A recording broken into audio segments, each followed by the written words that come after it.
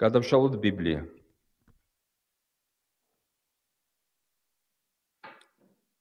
წმინდა პავლე მოციქულის ეპისტოლე გალატელთა მიმართ. მე-6 თავი. მე-17 მუხლის მეორე ნაწილი. წმინდა პავლე მოციქულის ეპისტოლე გალატელთა მიმართ. მე-6 თავი. მე-17 მუხლის მეორე ნაწილი. უფალ იესოს წყლულებს ვატარებ ჩემი სხეულით. ეს არის უფლის სიტყვა. ვილოცოთ. ღმერთო, მადლობა შენი სიტყვისთვის, რომელშიც გვაქვს ნათელი და გაცხადება შენი ნებისა. შენი სული წმიდით. მოგვიცი, რათა ჩავწვდეთ შენი სიტყვის ჭეშმარიტებას. მოგვანიჭე ქრისტეს რწმენა. ამ რწმენით დაგვიმკვიდრე საუკუნო სიცოცხლე და გვაუწყებინე ეს რწმენა სამყაროსთვის. იესო ქრისტეს მიერ გევედრებით. ამინ. დღეს ჩვენ შევეცდებით გავცეთ პასუხი შემდეგ ორ შეკითხვას. პირველი, რას აღნიშნავს უფალ იესოს წყლულები წმინდა პავლე მოციქულის სხეულზე და რა მნიშვნელობა აქვს უფალ იესოს წყლულებს წმინდა პავლე მოციქულის სხეულზე. რაც შეეხება პირველ შეკითხვას, რას აღნიშნავს უფალ იესოს წყლულები წმინდა პავლე მოციქულის სხეულზე. მან თავად თქვა, ვატარებ ჩემი სხეულით უფალ იესოს წყლულებს. ჩავიხედოთ ორიგინალურ ტექსტში, ორიგინალში, დედანში. სიტყვა, რომელიც გადათარგმნილია როგორც წყლული, შეესაბამება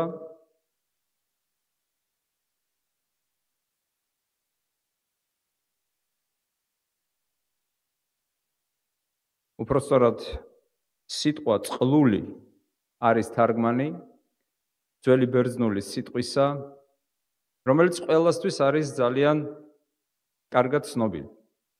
ძალიან.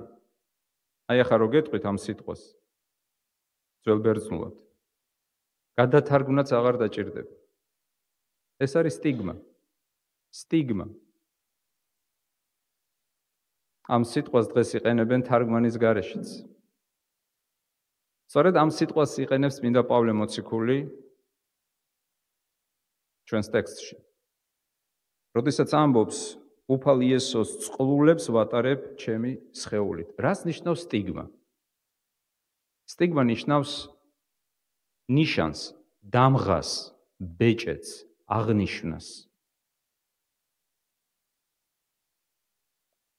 რა ნიშანს, რა დამღას, რა ბეჭედს, რა აღნიშვნას ატარებდა სხეულით?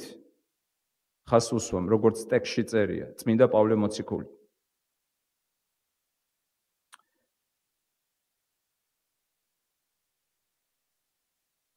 როგორ წარმოგიდგენიათ? მოდით დავფიქრდეთ. ეს სიტყვა აგრეთვე ნიშნავს ჭრილობასაც და წყლულსაც. არ გეგონოთ, რომ არასწორი თარგმანია.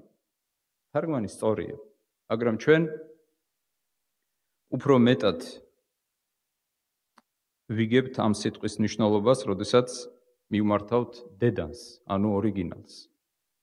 სტიგმა ნიშნავს ნიშანსაც, დამღასაც, წყლულსაც და ასე შემდეგ. რა იესოს წყლულს, რა იესოს დამღას, ნიშანს ატარებდა სხეული წმინდა პავლე მოციქული.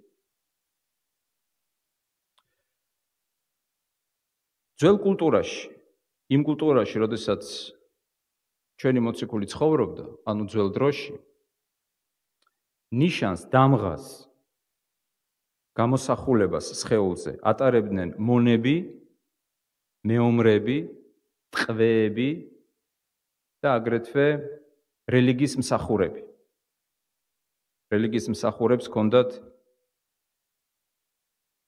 ტატუები სხეულზე, როგორც აღმნიშვნელი მათი მსახურებისა და რელიგიის კულტისა. რას გულისხმობს წმინდა პავლე მოციქული? როდესაც ამბობს, სხეულზე ვატარებ იესო ქრისტეს სტიგმას. იესო ქრისტეს გამოსახულებას, ნიშანს, დამღას. რას უნდა ნიშნავდეს? ნიშნავს ეს იმას, რომ წმინდა პავლე მოციქულს ჰქონდა გაკეთებული ტატუ იესო ქრისტეს გამოსახულებით. როგორ ფიქრობთ? გაგიგეთ თუ არა ავტორი და ეკლესიის მსახური მაქს ლუკადო? ვინმეს? უამრავი წიგნის ავტორია, გაგიგია ხო თამილ? მაქს ლუკადო. მე შეგიძლიათ მოიძიოთ 1999 წელს მან ერთი წიგნისთვის სახელწოდებით იესოს მსგავსი მიიღო ოქროს მედალი. ხოლო 2005 წელს ის გამოაცხადეს ამერიკაში საუკეთესო მოქადაგედ. დღესაც ცოცხალია, სან ანტონიოში, ტეხასის შტატში არის ეკლესიის მსახური. 2025 წელს საკრებულოს წინაშე გამოვიდა და თქვა, ჩემი მსახურების 50 წლისთავის აღსანიშნავად ხელზე გავიკეთე ტატუ. დიახ, არ მოგესმათ, ტატუ. მაქს ლუკადო. ოქროს მედლით დაჯილდოებული, უამრავი, ძალიან პოპულარული წიგნის ავტორი, წიგნების ავტორი 50 წლის აღსანიშნავად თავისი მსახურებისა, როგორც ის ამბობს, მადლიანი მსახურების აღსანიშნავად, მადლის აღსანიშნავად სხეულზე გაიკეთა ტატუ და გამოაცხადა ეს საკრებულოს წინაშე. როგორ გონიათ რა დაიწერა სხეულზე? გიკვირთ თუ არ გიკვირთ? გიკვირთ, რატომ გიკვირთ? რომ მაქს ლუკადომ გაიკეთა ეს თუ საერთოდ? სხეულზე მან დაიწერა იესო ქრისტეს სიტყვა, რომელიც ჯვარზე წარმოთქვა. აღსრულდა.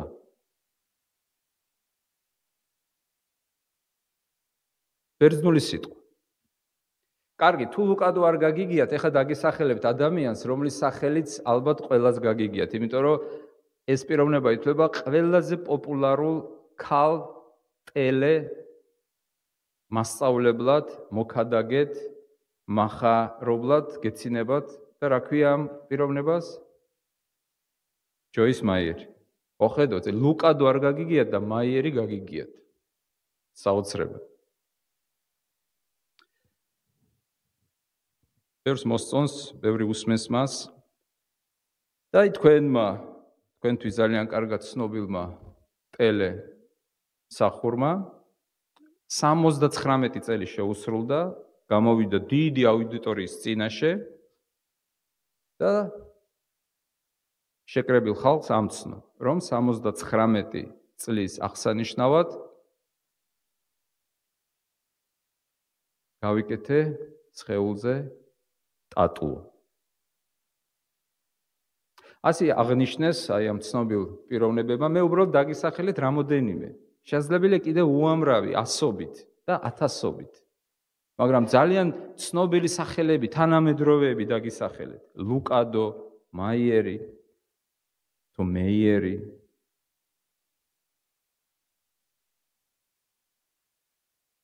რომლებმაც აი ასე აღნიშნეს. ლუკადომ თავისი 50 მსახურების 50 წლისთავი აღნიშნა სპეციალური ტატუთი ხელზე, აღსრულდა, დაიწერა. ხოლო მაიერმა, სწორედ ვიძახი, მის გვარს მაიერია, ხო? დიახ, თქვენ უკეთესად გეცოდინებათ. მაიერმა ყველა სამცნო რომ 79 წლის ასაკში გაიკეთა ტატუ სხეულზე. დიახ, აქ ტატუზეა ლაპარაკი ამ ტექსტში. წმინდა პავლე მოციქულიც ამბობს, რომ მე ვატარებ ჩემი სხეულით იესო ქრისტეს სტიგმას, გამოსახულებას, დამღას, წყლულს. მაგრამ როგორ ტატუზე? მეცაც გეტყვით, აი თქვენი საყვარელი მაიერი, იცი რა თუ მეიერი. მაიერი ამბობს, რომ არა მარტო ნებადართულია ქრისტიანისთვის სტატუს გაკეთება. ბიბლიაშიც არის ამაზე საუბარიო. და მოყავს ესაია წინასწარმეტყველიდან ციტატა. თავად ღმერთს აქვს გაკეთებული მეტაფორულად ტატუ, ასე ამბობს და ამტკიცებს. თუ გაიხსენებთ ერთი ტექსტი არის ესაიაში, ღმერთმა თავის ხელებზე გამოსახა თავისი საყვარელი შვილების სახელები და ამბობს, ხო ხედავთ, ღმერთმა გაიკეთა ჩვენი სახელების ტატუ. თავად ღმერთს აქვს გაკეთებული ხელებზე ტატუ. რატომ არ შეიძლება ჩვენც გავიკეთოთ ღვთის საპატივცემულოდ, არა რაღაცა ჯადოქრობანი, რაღაცა დრაკონები და უბედურებანი, არამედ გარკვეული ღვთის სადიდებლად სათაყვანის მცემლო გამოსახულება, წარწერა.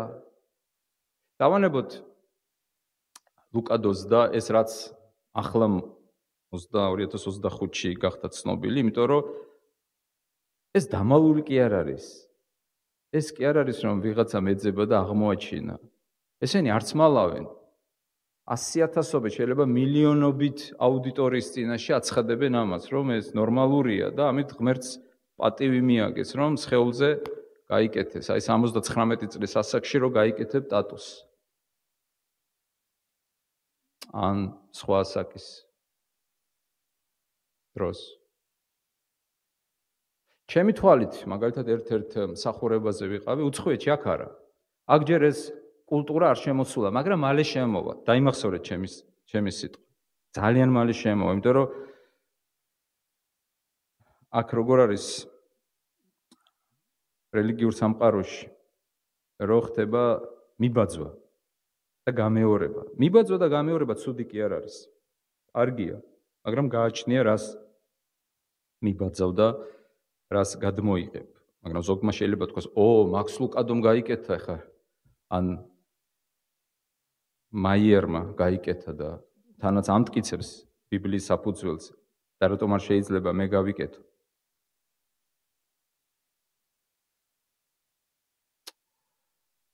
როდესაც ვიყავი შეკრებაზე, ჩემს თვალწინ და გოგო ადიდებდა უფალს, სახურება მიდიოდა და აი გამოვიკითხე ძალიან მკაფიოდ კისერზე ტატუ იოანეს 3:16. იოანეს 3:16. შესანიშნავი ტატუ არა?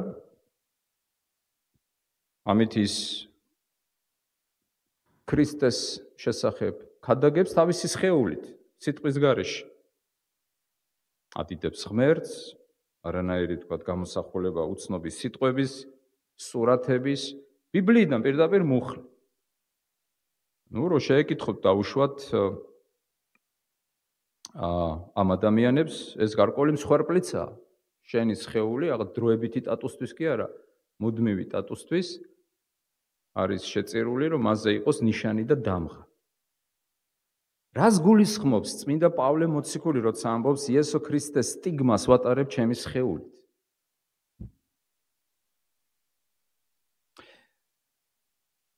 გამოსახულება ქონდა იესოსი წმინდა პავლე მოციქულს, როგორ ფიქრობთ?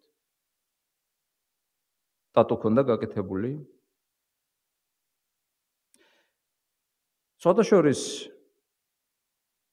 აი იმ ისაიას ტექსტის გარდა, ძველ აღთქმაში კიდევ არის ერთი ტექსტი, სადაც აგრეთვე არის ლაპარაკი ნიშანზე სხეულზე ნიშნის გაკეთებაზე. როდესაც ვინმე გადაწყვეტდა თავისინებით გამხდარიყო მონა, სპეციალურ ნიშანს უკეთებდნენ ყურზე, ანუ უხრეტდნენ ყურს. გახვრეტილი ყური, აი რო დაინახავდნენ გახვრეტილ ყურიან მამაკაცს, ნიშნავდა რომ ეს იყო მონა. ეს იყო მონის ნიშანი, გახვრეტილი ყური. მამაკაცი. გამოსვლის წიგნში წერია ამის შესახებ. კარგით.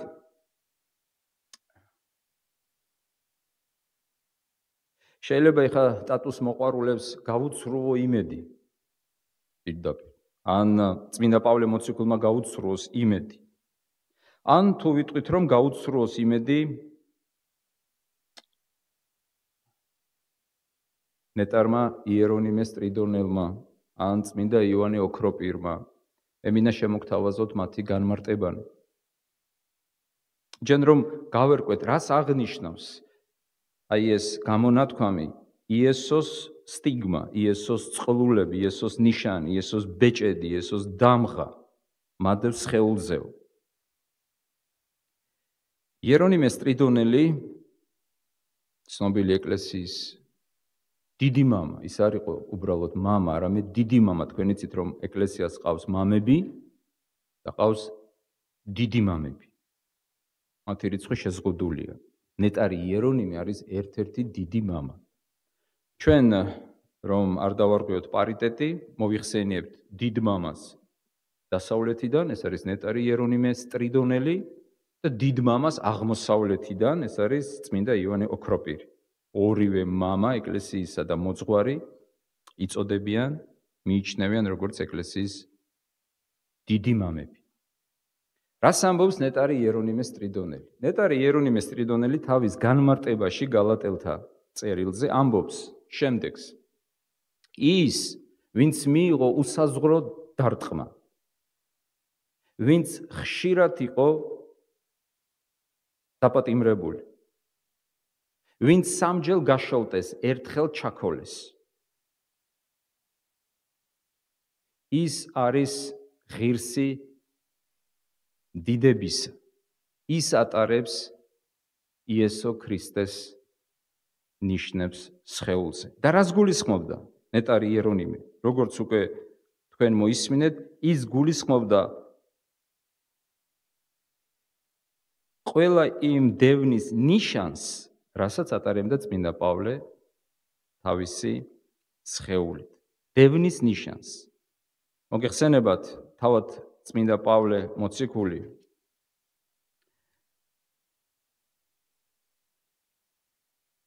გვიყვება თუ რა გადახდა მას ქრისტეს მსახურების დროს. მაგალითად, მეორე წერილში კორინთელთა მიმართ. ის ლაპარაკობს ყველა იმ თავგადასავალზე, რომელიც მას ხვდა წილად.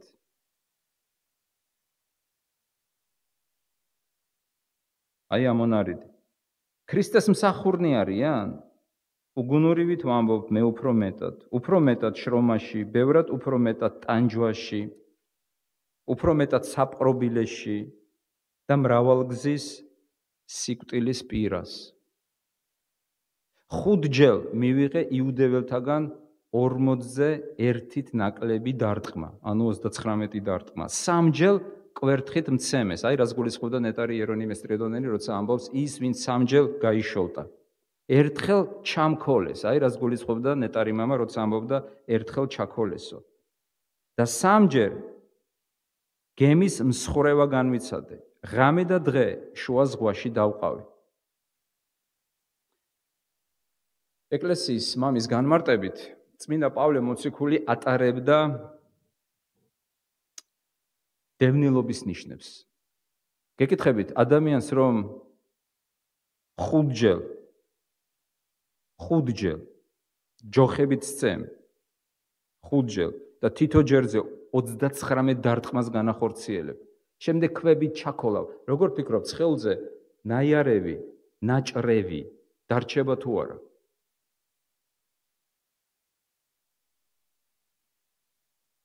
აი ეს იყო მისი ტატუ.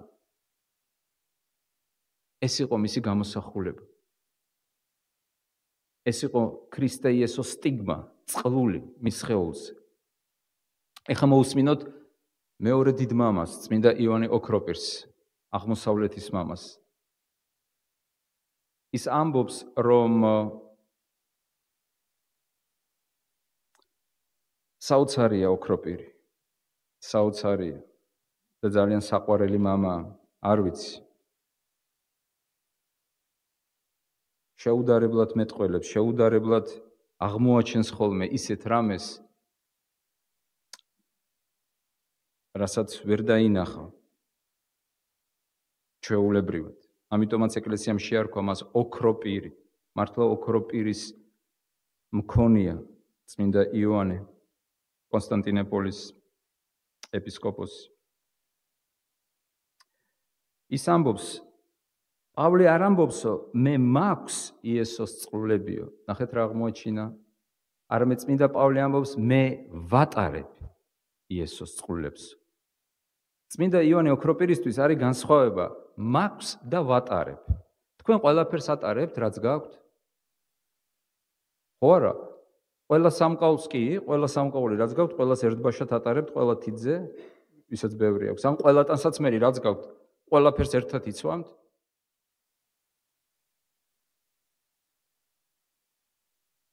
რას ნიშნავს ვატარებ და არა მაქვს? ოქროპირი განმარტავს და ამბობს წმინდა პავლე მოციქულისთვის,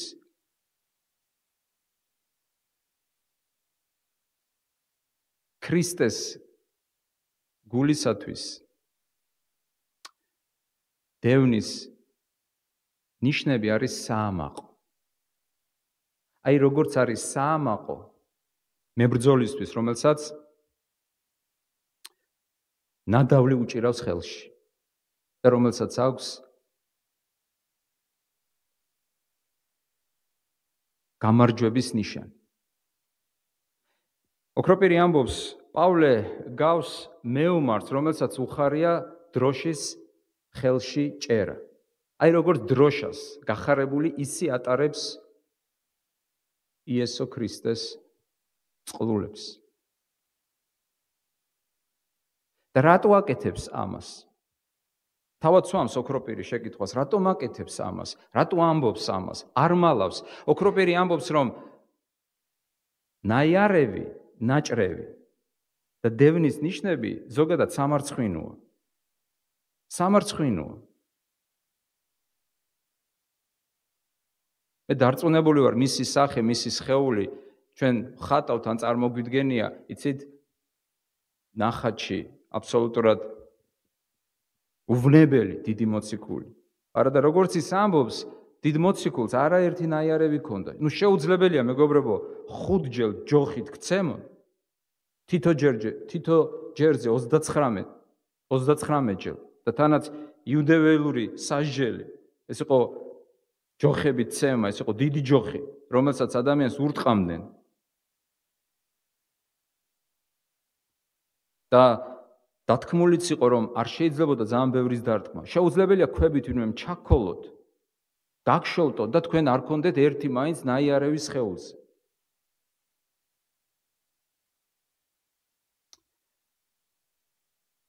ოქროპირი სვამს კითხვას, რატო ლაპარაკობს ამის შესახებ? რატომ არ ცხვენია მას?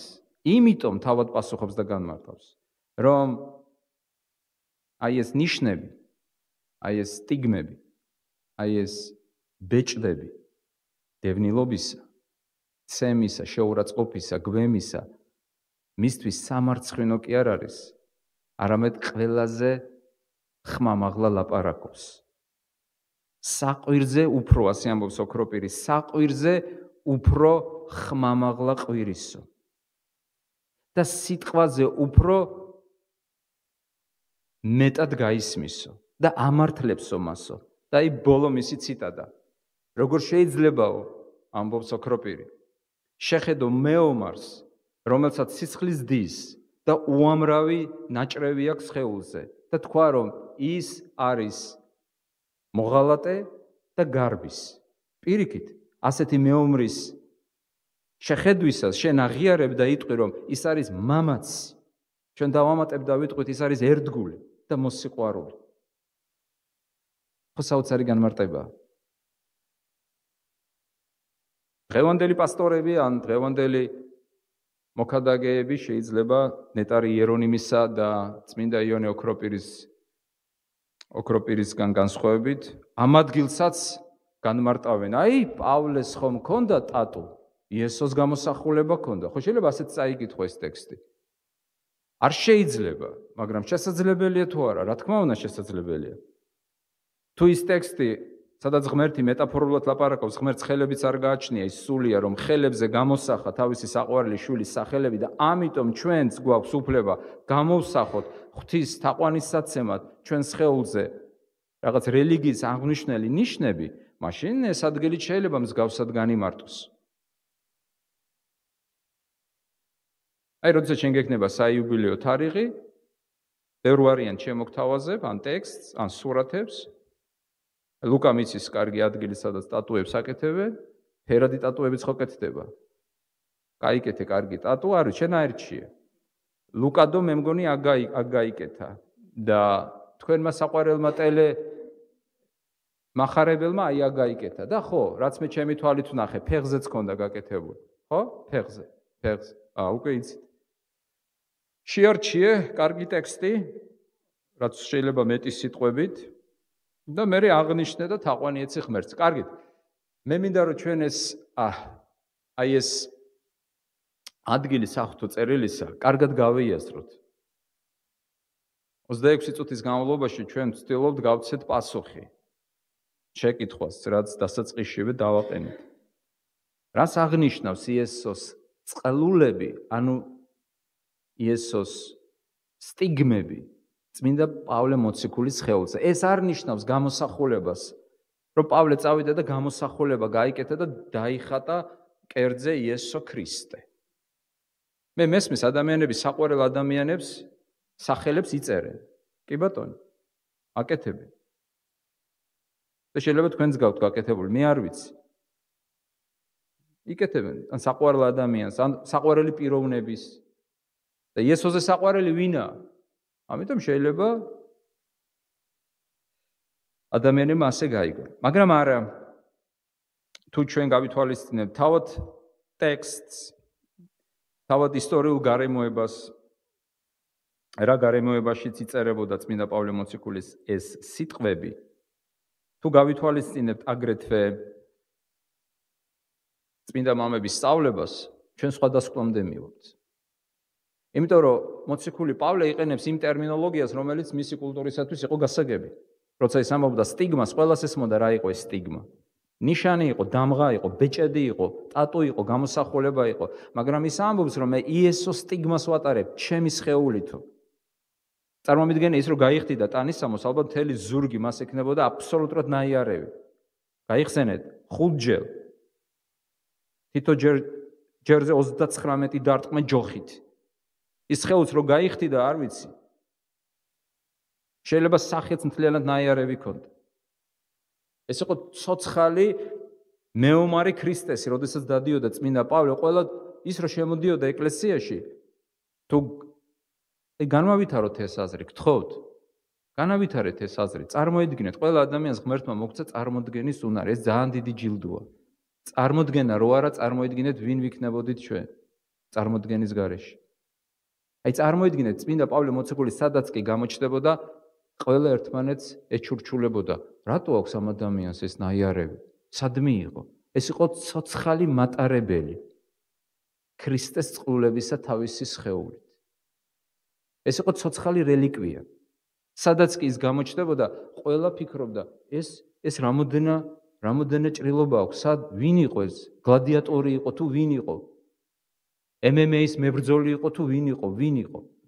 ის იყო უფრო მეტი, ვიდრე გლადიატორი ან ვიდრე ნებისმიერი მებრძოლი. ის იყო ქრისტეს მებრძოლი.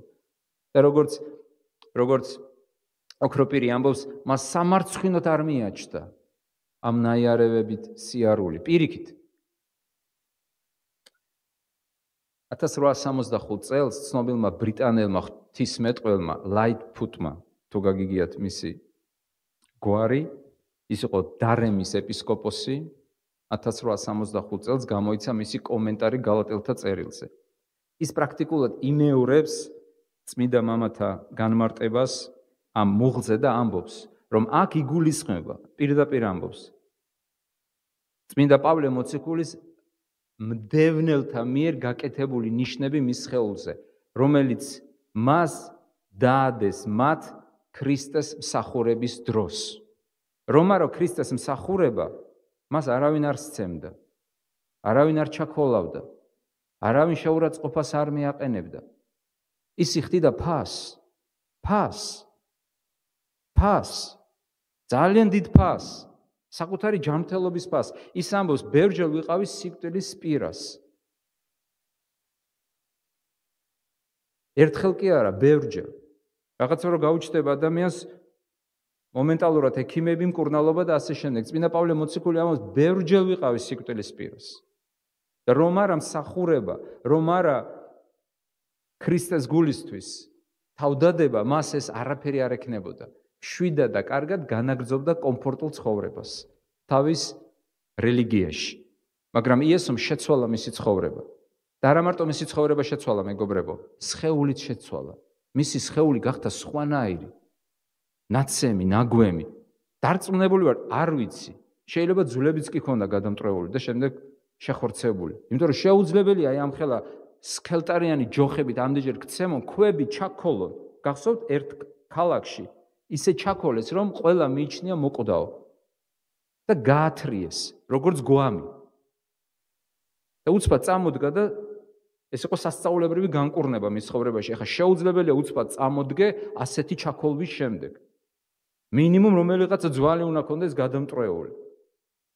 მაგრამ ღმერთი ახდენდა სასწაულებს, არადა ნაიარევს უტოვებდა და ამ ნაიარევით დადიოდა. ახლა გავცეთ მეორე შეკითხვას პასუხი, რაც თავში დავსვით. რა არის ჩვენი მეორე შეკითხვა? რას აღნიშნავს ვილაპარაკეთ ამის შესახებ? ახლა რას ნიშნავს? რა საღვთისმეტყველო საზრისი აქვს აი ამ სიტყვებს ზოგადად და ჩვენთვის? სამი რამ მინდა გითხრათ. ქრისტეს სტიგმების მნიშვნელობაზე წმინდა პავლე მოციქულის სხეულზე. სამი რამ. პირველი, ქრისტეს უფალ იესოს წყვილები პავლეს წმინდა პავლე მოციქულის სხეულზე მიუთითებს ქრისტესა და მორწმუნეების ერთიანობაზე, ერთობაზე. მეორე, უფალ იესოს წყვილები წმინდა პავლე მოციქულის სხეულზე მიუთითებს მორწმუნეების სიყვარულსა და თავდადებაზე, ერთგულებაზე ქრისტეს მიმართ. და მესამე, ბოლო, უფალ იესოს წყვილები წმინდა პავლე მოციქულის სხეულზე მიუთითებს, მიანიშნებს მარადიულ დიდებაზე, რომელიც ელოდება თითოეულ ქრისტიანს. სამი რამ: ერთიანობა, ერთგულება და დიდება. სამი სიტყვა: ერთიანობა, ერთგულება და დიდება. ერთიანობა რას ნიშნავს? რას გულისხმობ, როდესაც ვლაპარაკობ, რომ დიახ, როგორც კი შეხედავთ წმინდა პავლე მოციქულის სხეულს და დაინახავთ ამ სხეულზე ნაიარევს, ნაჭრევს, ნიშანს, სტიგმას, როგორც ის ამბობს.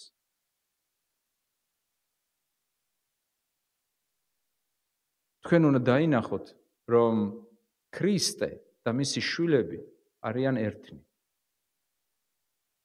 რატომ? წმინდა მოციქული არ ამბობს, მე უბრალოდ ვატარებ წყვილებსო. ვის წყვილებს ვატარებო? იესოს წყვილებს ვატარებ. რას ნიშნავს იესოს წყვილები აქვს? იესოს წყვილები არ გააჩნია, მაგრამ ის თავის წყვილებს უძახის იესოს წყვილებს. ანუ თავის ტანჯვაში პოულობს იესოს ტანჯვის გაგრძელებას. და ამით აცხადებს, რომ იესო და ის არის ერთი. მინდათ შეგახსენოთ ის სიტყვები, რომელთაც ქრისტე მიმართა წმინდა პავლე მოციქულს დამასკოში მიმავალ გზაზე. აი საიდან პირველი გამოცხადება ქრისტესა და ეკლესიის ერთიანობის შესახებ მან ამ გზაზე მიიღო. დიახ, ამ გზაზე მიიღო. ქრისტესა და ეკლესიის ერთიანობის შესახებ გამოცხადება პირველი, რომელიც შემდეგ თავის ეპისტოლეებში განავითარა, სადაც ამტკიცებს, რომ ქრისტე თავია, ეკლესია სხეულია, პირველად მან დამასკოს გზაზე მიიღო. როდის? როდესაც მიდის მორწმუნეების დასასჯელად. ის ხო იყო დამსჯელი, კლავდა, აპატიმრებდა, სცემდა, ის თავად სჯიდა სხვებს. თავად უკეთებდა სხვებს, ნიშნებს, დევნილობისა, სხვა მორწმუნეებს. და აი, როდესაც იესო შეხვდა მას გზაზე, რას ეუბნება? ვინ ხარ შენ უფალო?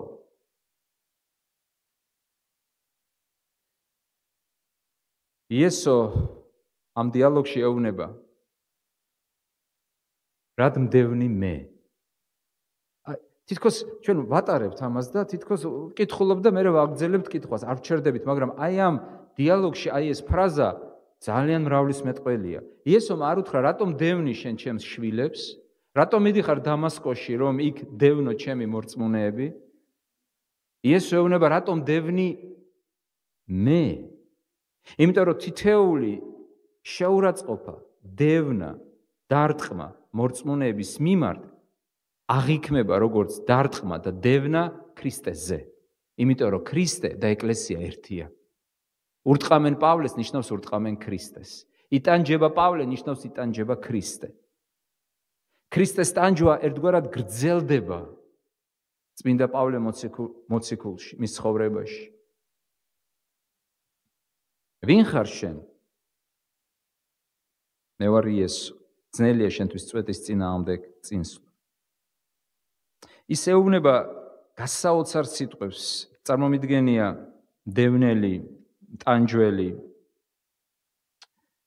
როგორც გენებოთ ისე დაარქვით, ჯვაროსანი, თუ თანამედროვე ტერმინებს გამოვიყენებთ, ინკვიზიტორი, კონკისტადორი, არ ვიცით კიდე, ვინ ჩვენ ჩამოვთვალეთ ის ცნობილი ჯგუფი ადამიანებისა, რომლებიც ქრისტეს სახელით ახორციელებდნენ დევნას, კვლას, ჟლეტას.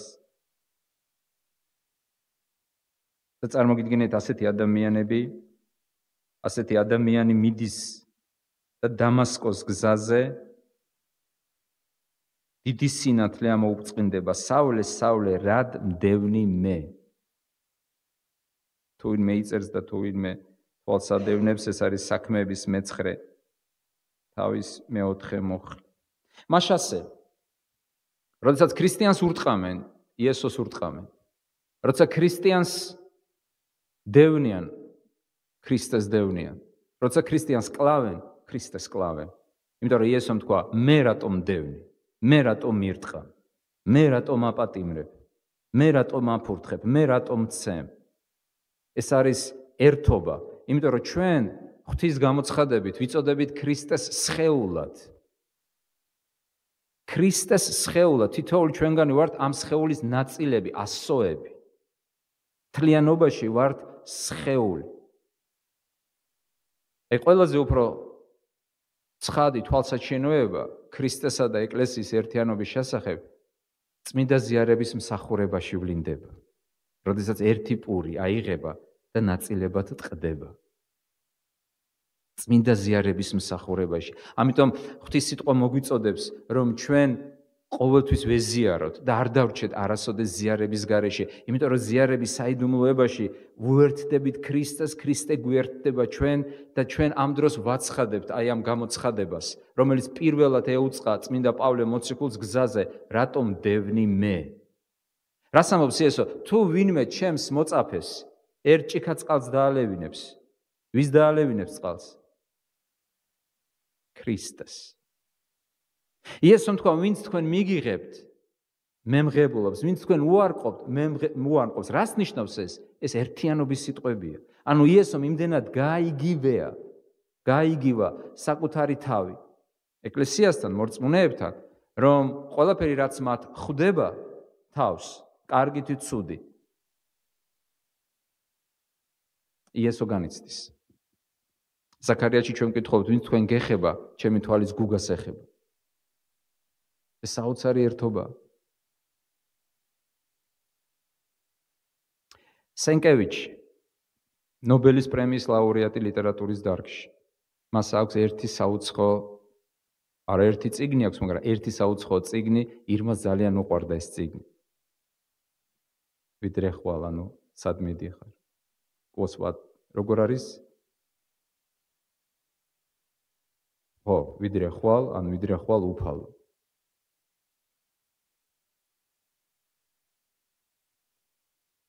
სენკევიჩის. სამჯერ იყო ეს წიგნი ეკრანიზებული. ერთხელ ამერიკელების მიერ, რობერტ ტეილორი თამაშობდა. შემდეგ ფრანგების და იტალიელების მიერ და შემდეგ პოლონელებმა გადაიღეს ფილმი. ნანახი გაქვთ ფილმი?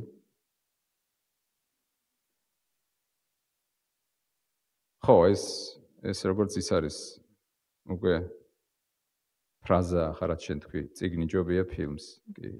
ზოგჯერ არა, ზოგჯერ კი. აი ეს ბოლო მომენტი თუ გახსოვთ, როდესაც წმინდა პეტრე მოციქული გამოდის რომიდან და იესო ეცხადება და სად მიდიხარო? მივდივარო, გამოვდივარო, იქ დევნა დაიწყო. მე კიდევ იქ მივდივარ რომ მოვკვდეო. და შემდეგ ბავშვის ხმით ელაპარაკა და ტრიალდება და მიდის, რომ ისევ მოკვდეს.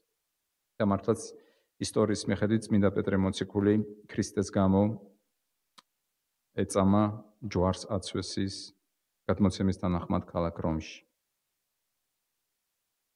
ოღონდ მან თქვა, რომ მე არა ვარ ღირსი, ისე მოკვდე როგორც ჩემი უფალი, ამიტომ ამოატრიალეს და თავით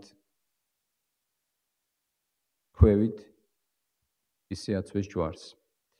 ერთი სიტყვით, რას მიანიშნებს, რას გვასწავლის წმინდა პავლე მოციქულის ნაიარევი, იესო ქრისტეს სტიგმები, იმას, რომ ქრისტე და ეკლესია არის ერთი.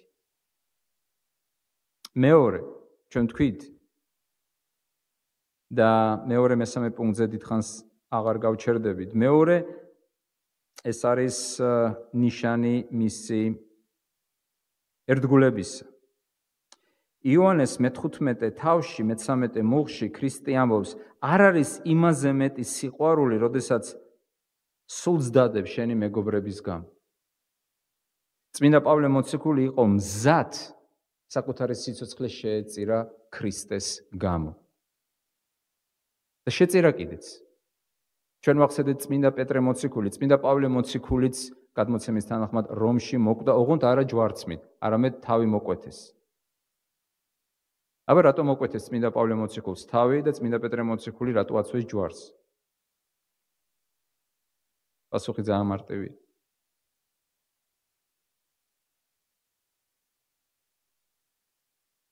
ეს იყო მისი ნიშანი. როგორც კი ის უყურებდა თავის ნაიარევს, ან სხვა ვინმე უყურებდა, ეს იყო ნიშანი, რომ არსებობს ერთგულება, თავდადება და სიყვარული ქრისტეს მიმართ. როგორც ოქროპირი ამბობს, რომელიც ციტატად ჩვენ უკვე გავაკეთეთ, აი ეს ნაჭრევი უფრო ხმამაღალია. საყვირზე უფრო ხმამაღლა ყვირის.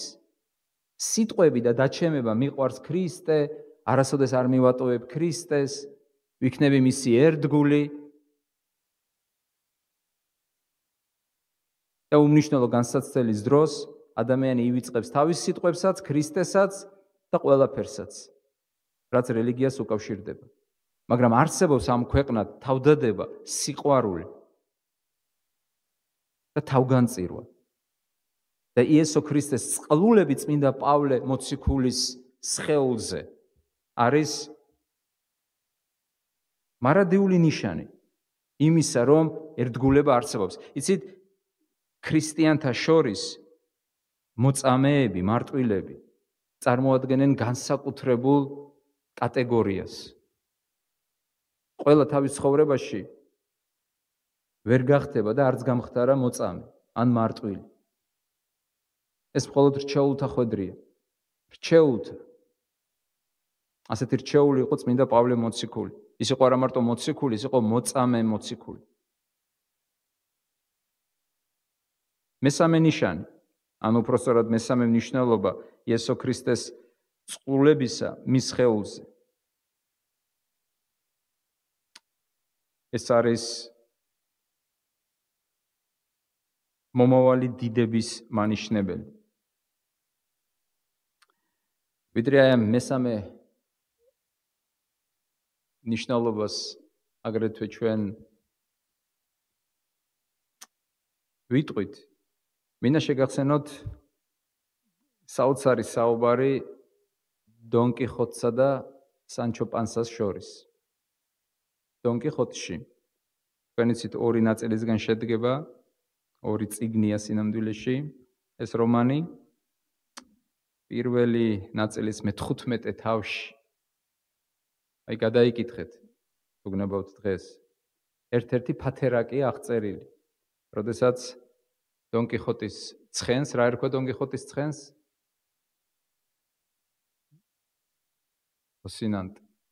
როსინანტს მეჯოგეები გაუსწორდებიან, დონ კიხოტი და სანჩო პანსა გადაეშვებიან ცხენის გადასარჩენად და ამ დროს მეჯოგეები დაიწყებენ მათცემას, საშინლად ცემენ.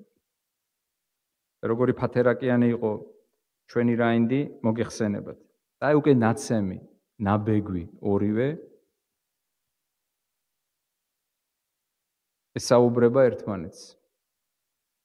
რა თქმა უნდა, პანსა ჩივის, ხოლო დონ კიხოტი ანუგეშებს, ამხნევებს მას და ეუბნება ასეთ სიტყვებს. სანჩო, ბრძოლაში მიღებულ ჭრილობას მხოლოდ ჩვენი ამაღლება შეუძლია და დამცირება კი არასოდეს, მაგრამ ამაზე ლაპარაკი გავათავთ. გასაგებია ბრძოლაში მიღებულ ჭრილობას. წმინდა პავლე მოციქულმა ქრისტეს გულისთვის ბრძოლაში მიიღო უამრავი ჭრილობა. დაამცირა ის თუ არა, პირიქით აამახლა. იმიტომ რომ ამით მან გამოხატა და დაამტკიცა ერთგულება და სიყვარული ქრისტეს მიმართ. მესამე, ეს ჭრილობები არის მიმანიშნებელი იმ დიდებისა, რომელიც ელოდება ქრისტეს მორწმუნეებს. მეორე კორინთელთა მე-4 თავის მე-17 მუხლში წერი ასეთი სიტყვები. ჩვენი მსუბუქი და ხანმოკლე ტანჯვა, წარმოგიდგენიათ, მსუბუქ ტანჯვას უწოდებს ქვებით ჩაქოლვას. ხუთჯერ ჯოხებით ცემას. ეს მსუბუქი ტანჯვაა, გეკითხებით. ამბობს ჩვენი ხანმოკლე და მსუბუქი ტანჯვა ჩვენი მსუბუქი და ხანმოკლე ტანჯვა დიდ და მომეტებულ საუკუნო დიდებას ქმნის ჩვენთვის.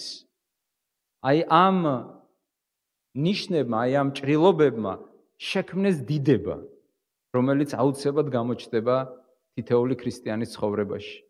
რაც გულისხმობ? გულისხმობ იმას, რომ ქრისტიანებს წინ ელოდებათ დიდება. ახალი სხეულები. ჩვენ სარწმუნოების სიმბოლოში ვამბობთ მოველი აღდგომასა, მკვდრეთი და ცხოვრებასა მერმისა მის საუკუნესასა. ეს არის დიდება. დიდება, რომელიც მომავალში ელოდება ქრისტიანებს. ალბათ ყოველთვის, როდესაც ის უყურებდა თავის ნაიარევს ან სხვები, იცით რაზე ფიქრობდა? ალბათ, რომ ეს ნაიარევი არის საწინდარი იმ დიდებისა, რომელიც მომავალში ელოდება ქრისტეს მორწმუნეებს. თავად ასე ახსნა მან თავისი ნაიარევი, მსუბუქი და ხანმოკლე ტანჯვა იმ დიდ საუკუნო მომეტებულ დიდებას ქმნისო ჩვენთვის. მეგობრებო, ერთი შეპასუხება. თუ ადამიანი არ განიცდის სხეულებრივ დევნას, დღეს ქრისტიანობა არ არის დევნაში. ეს ფაქტია. იქ სადაც ქრისტიანობა წარმოიშვა, შეიძლება სადღაც არის დევნაში, რომელიღაცა ქვეყანაში, მაგრამ იქ სადაც ისტორიულად ქრისტიანობა დამკვიდრდა, უკვე დევნაში დიდი ხანი აღარ არის. დევნა კი არა, ქრისტიანული სახელმწიფო არსებობს. თუ ადამიანი არ განიცდის სხეულებრივ დევნას, ანუ ქრისტეს გულისთვის ჯოხს არავინ არ უტყამს თავში. მაშინ როგორ გავიგოთ? ასეც რომ არ იყოს. საკმარისია წმინდა პავლეს და სხვა წამებულების მაგალითი ჩვენთვის, რათა დავინახოთ ამ ნაიარევში, ამ ჭრილობებში ერთი ქრისტესა და ეკლესიას შორის ერთიანობა, მეორე ერთგულება და სიყვარული, ერთგულებისა და სიყვარულის აუცილებლობა ქრისტეს მიმართ და მესამე წინასწარ დავინახოთ ის მომავალი დიდება და განვიმსჭვალოთ იმედით, სასუებით ამ დიდებისა. მაგრამ მეორე მხრივ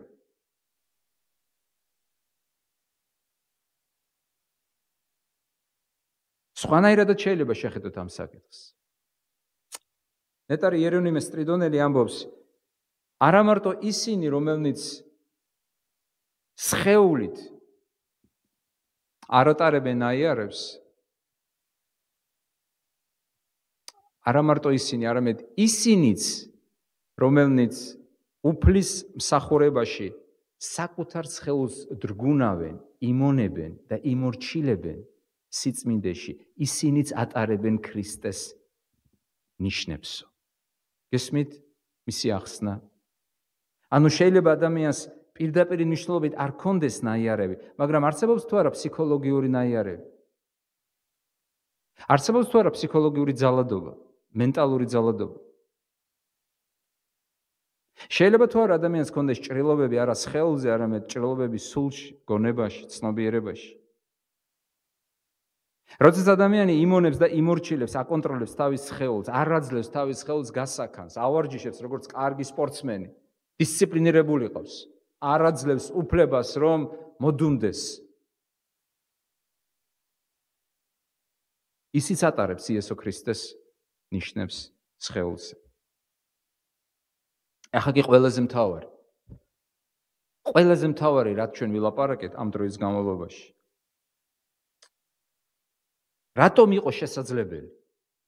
როგორ მოხდა ისე, როგორ შეძლო წმინდა პავლე მოციქულმა და მისი სახელით მასთან ერთად ყველა სხვა დევნილმა მოწამემ, რომ იესო ქრისტეს სახელის გულისთვის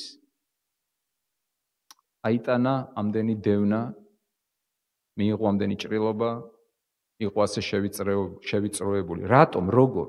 რატომ გამოაჩინა ასეთი ერთგულება ქრისტეს მიმართ? ჩვენ ეს ტექსტი დიახ მოგვიწოდებს, რომ გავიაზროთ და გავიხაროთ იმ ერთობაში, რომელიც არსებობს ქრისტესა და ჩვენ შორის. განვიმსჭვალოთ ქრისტესადმი ერთგულებით, სიყვარულით. გავიჩინოთ იმედი მომავალი დიდებისა, მაგრამ რატომ არის ეს შესაძლებელი? აი მთავარი შეკითხვა. რატომ არის ეს შესაძლებელი? იმიტომ რომ ვიდრე წმინდა პავლე მიიღებდა ჭრილობებს ქრისტეს სახელის გამო, ქრისტე მიიღო ჭრილობები მისთვის და ჩვენთვის. ვიდრე წმინდა პავლე მოციქული ან სხვა იქნებოდა დევნილი, ქრისტე იყო დევნილი.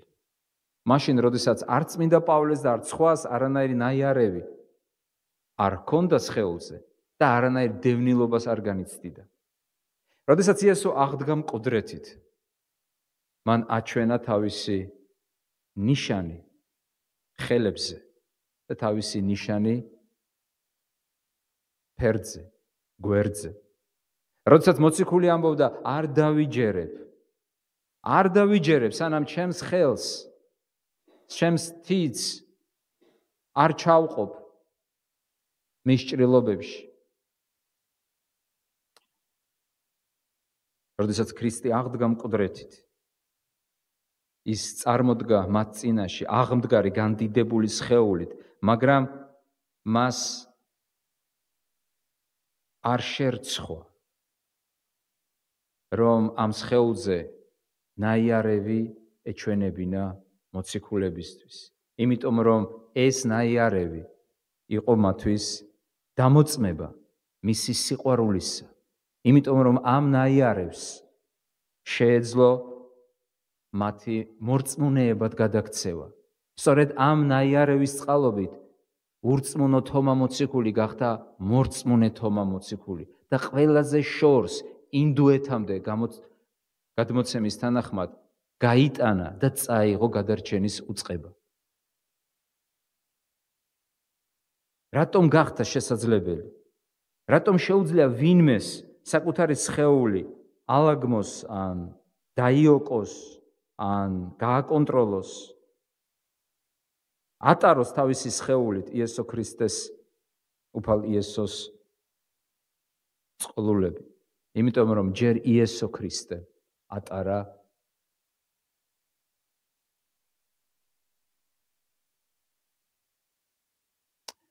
წყლულები ჩვენთვის. ასე წერია, მისი ჭრილობები ჩვენგან ვიკურნეთ.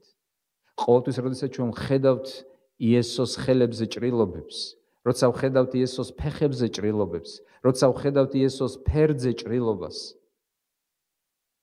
ჩვენი გული ივსება სიყვარულით მისადმი. ეს არის ჩვენი გადარჩენა. და ეს გვაძლევს ჩვენ ძალას, ეს გვაძლევს ჩვენ შთაგონებას, ეს გვაძლევს ჩვენ იმედს და რწმენას. ამიტომ არის ის ჩვენი ერთადერთი მხსნელი და ერთადერთი უფალი. ამიტომ არ თაკილობს ის აღმდგარი დიდებული სხეულით მაინც ანახოს თავისი ჭრილობები, რომლებიც მისი უარყოფის, დამცირების ნიშანი იყო სინამდვილეში.